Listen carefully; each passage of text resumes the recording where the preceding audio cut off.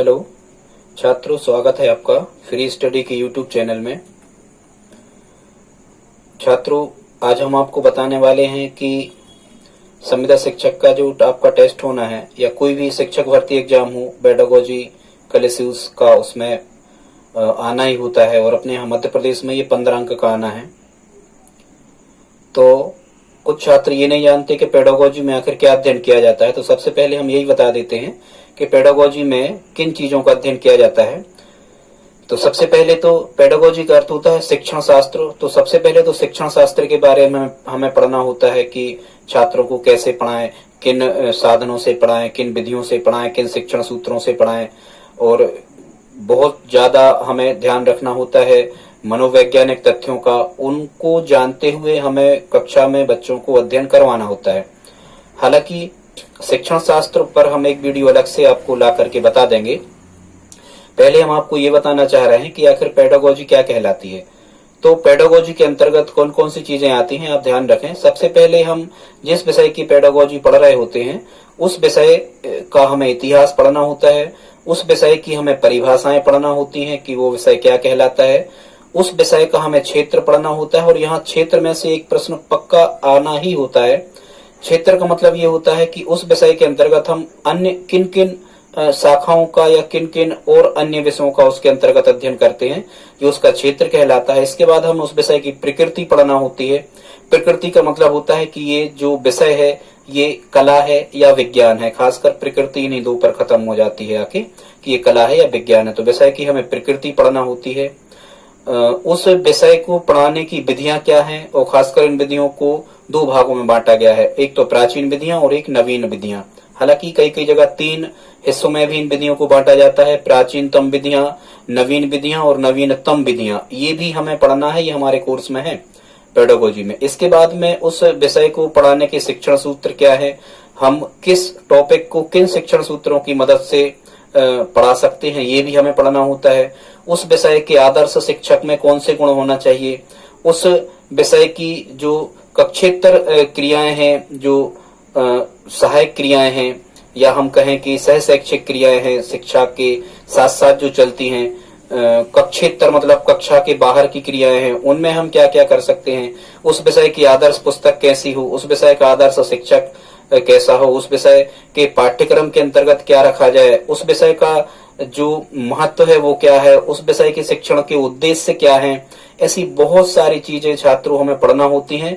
यही पूरे के पूरे टॉपिक पेडागोजी के अंतर्गत आते हैं। बहुत सारी बातें अभी हम जल्दी जल्दी में आपको बता नहीं पा रहे, एक दिन हम आपको पेडागोजी शिक्षण शास्त्र के बारे में अलग से बता देंगे। तो आज हम छात्रों आपको बताने वाले हैं गणित के बारे में। हम गणित पेडागोजी शुरू कर रहे हैं और ज्यादा से ज्यादा आपके 8 या 10 वीडियो में गणित की पेडागोजी हम समाप्त कर देंगे। यदि आप इन पूरे 8-10 वीडियो को पूरा आप देख लेते हो, अध्ययन कर लेते हो, तो संभवतः है आपके पूरे पूरे अंक इसमें आ जाएंगे। सबसे पहले हम देखते हैं कि गणित क्या है। तो गणित के अंतर्गत हम देखते हैं, गणित को इंग्लिश में मैथमेटिक्स कहते हैं। छात्रों कभी कभी इसकी स्पेलिंग भी पूछ लेता है एग्जामिनर के, मैथमेटिक्स की इसमें सही स्पेलिंग क्या लिखी है।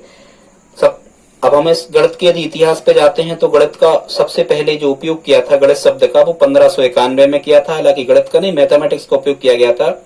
और ये जो मैथमेटिक्स शब्द है ये लैटिन या यूनानी भाषा से बना हुआ है। मैथमेटिक्स शब्द उसको कहते हैं हम, जिसका अर्थ होता है सीखने योग्य वस्तु या फिर सीखने योग्य वह वस्तु जिसका अध्ययन किया जा सके, उसे हम कहते हैं गणित। ये गणित की परिभाषा हो गई। इसके बाद में संस्कृत में यदि हम देखते हैं तो संस्कृत की गण धातु से बना है गणित शब्द, जिसका अर्थ होता है गिनना। आप इसको भी याद रखें, संस्कृत की गण धातु से बना है जिसका अर्थ होता है गिनना। ठीक है छात्रों, इसके बाद हमें गणित की बहुत सारी जानकारियां पढ़ना है, गणित की प्रकृति, गणित की भाषा या अन्य चीजें। इसके बाद हम आपको बताने वाले हैं गणित के कुछ उपनाम हैं। तो इन उपनाम को देख लेते हैं। यहाँ आप देखें गणित के उपनाम क्या है, गणित को क्या क्या कहते हैं। पहला यहाँ लिखा है गणित को गणनाओं का विज्ञान कहते हैं।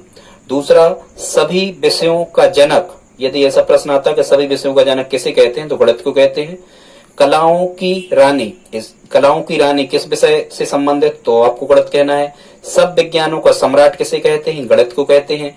विज्ञान की आशुलिपि ये भी गणित को कहते हैं। हालांकि आसु लिपि किसी भी लिपि को जो कहते हैं लिख देना तुरंत के तुरंत, वो आसु लिपि कहलाता है।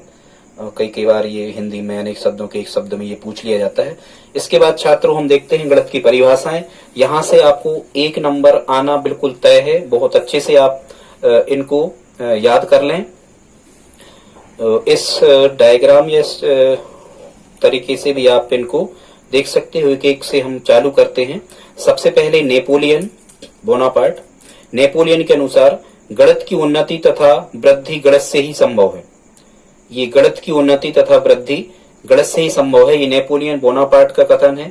यदि आप इसको याद रखना चाहते हो तो आप यहाँ से ध्यान रखो कि देखो नेपोलियन बोनापार्ट जो था वो पूरे विश्व को जीतने के लिए चला था, तो उसने कितनी उन्नति की, सेना में लगातार वृद्धि करता जाता था। यहाँ से आप इस लॉजिक से आप याद कर सकते हो नेपोलियन का कथन।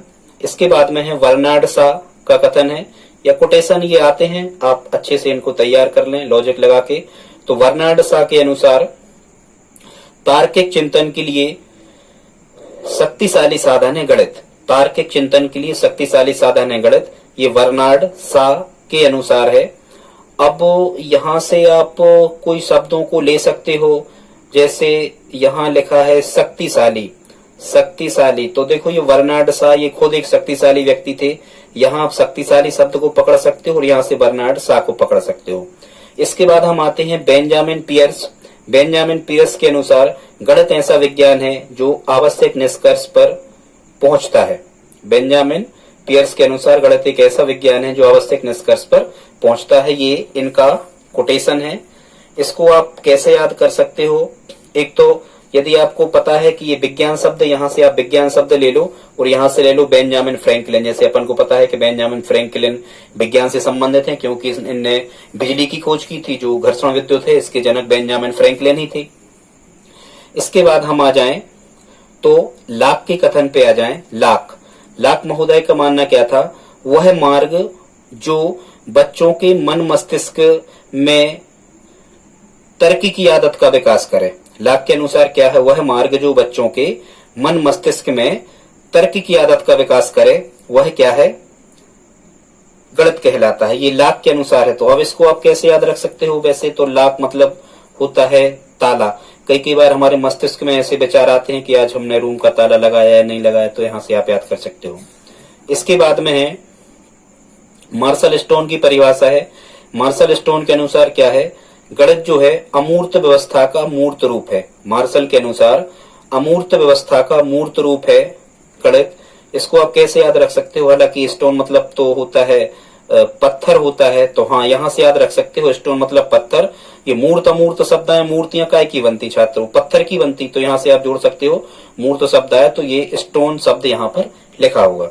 इसके बाद में आ जाओ अपन रोजर बेकन का कथन है गणित जो है विज्ञान का मुख्य द्वार या कुंजी है। छात्रों हम कभी कभी बैक होते हैं, मतलब लौटते हैं कभी कभी, तो हमें फिर चाबी से ताला वगैरह खोलना होता है, तो यहाँ से आप रख सकते हो कि ये कुंजी हमारे पास है कि नहीं, हम रूम पे लौट रहे हैं, तो ऐसे कुछ आप याद रख सकते हो। इसके बाद में ये हाइगन का है या हाइवेन या हाइगेन कुछ भी कह सकते हो। गणित सभ्यता का दर्पण है। ये हाइगन का कथन है या हाइवेन का, गणित सभ्यता का दर्पण है। कई बार क्या होता है कि कुछ जो दर्पण होते हैं ये हाई क्वालिटी के होते हैं, कुछ लो क्वालिटी के, तो यहाँ से हाई से आप याद रख सकते हो। यहाँ कांट महोदय की परिभाषा है विज्ञान उस सीमा तक ही सत्य है जहां तक उससे गणित का उपयोग होता है। ये कांट महोदय का शब्द है। आप ऐसा समझ लेना कि सीमा नाम की कोई लड़की हो, उसे कांटा लग जाता है तो वो सत्य का ज्ञान हो जाता है। यहाँ से आप जोड़ सकते हो। इसके बाद में आ जाओ बेल महोदय के अनुसार गणित विज्ञान का नौकर है। बेल का कथन क्या है? गणित विज्ञान का नौकर है। छात्रों अपन को याद है बेलपत्री वगैरह अपन यदि भगवान को चढ़ाते हैं तो नौकर से कहते हैं भाई बेलपत्री ले आओ, यहाँ से आप याद कर लेना, इसको कर सकते हो। इसके बाद में सल्टज महोदय का कथन है गणित की शिक्षा प्रारंभिक रूप से मानसिक शक्तियों को प्रशिक्षित करने के लिए दी जाती है। गणित की शिक्षा प्रारंभिक रूप से मानसिक शक्तियों को प्रशिक्षित करने के लिए दी जाती है। ये सल्टज महोदय का कथन है। इसको कोई लॉजिक लगा के आप याद कर लेना। इसके बाद और भी कुछ कथन है। देखो ये एक कथन है गैलीलियो का। वैसे ही